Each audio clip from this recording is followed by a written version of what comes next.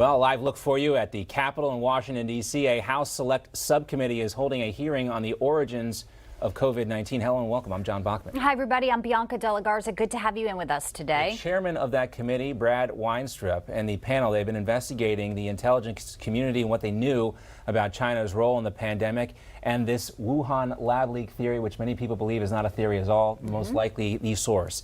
This is part 2 of their investigation. It follows the testimony of CDC Director Robert Redfield last month. Today's witnesses include the former Director of National Intelligence, John Ratcliffe, also former Deputy Assistant Secretary of State, David Fife.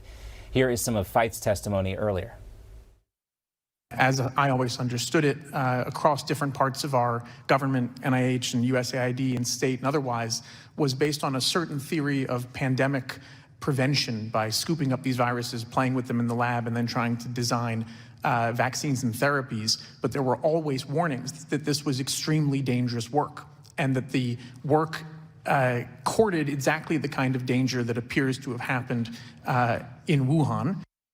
Okay, so that hearing's happening today, but this comes as Kansas Senator Roger Marshall releases a brand new 300-page report, which does conclude COVID-19 pandemic was likely the result of 2 unintentional lab leaks. The report determining that the U.S. government was funding gain-of-function research at the Wuhan Institute of Virology.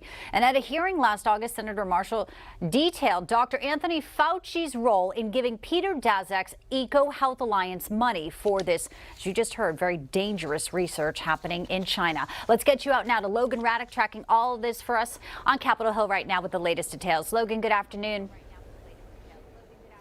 Bianca, good to be with you. And it took a year and a half for Senator Marshall, 2 other doctors, a member of Marshall's staff, to compile that 300-page report on the origins of the COVID-19 pandemic. Now, Marshall, as you just mentioned, says that the pandemic likely came as a result of an unintentional lab leak. However, China's cover-up in the aftermath of that supposed lab leak ended up costing millions of lives around the world. Now, Senator Marshall believes in what he calls a 2-leak theory, that one lab leak occurred in September of 2019, followed by a second lab leak in November of that year.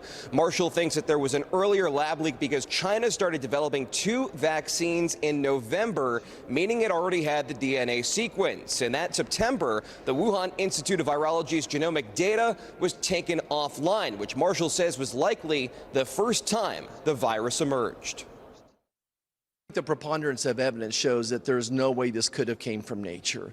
That when something comes from nature, spills over, that virus leaves a natural footprint, a natural trail, and there's nothing there in the trail to show that. We should have found some type of a precursor to this virus. We should have been able to find the animals that this was from as well. So all the research points away, all the evidence points away that this came from nature.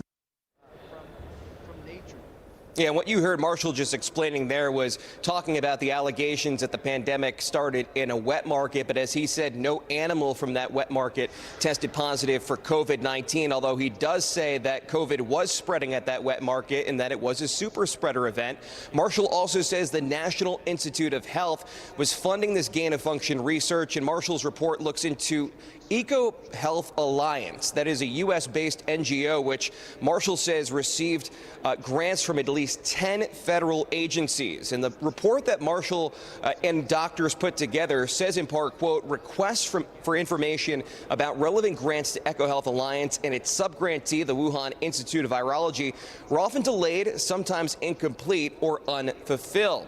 Now, Senator Marshall tells me he's eager to see how the White House responds to his report, and he says that the main thing he wants people to take away, number 1, that this was an unintentional lab leak likely starting the pandemic, but secondly, that gain-of-function research is dangerous, and he believes the U.S. should not be funding it, especially in communist China. Bianca. Pretty valid points. Many would agree, I think. Well, much more on this ahead. Logan Ratick live for us at the Capitol. Thanks, Logan.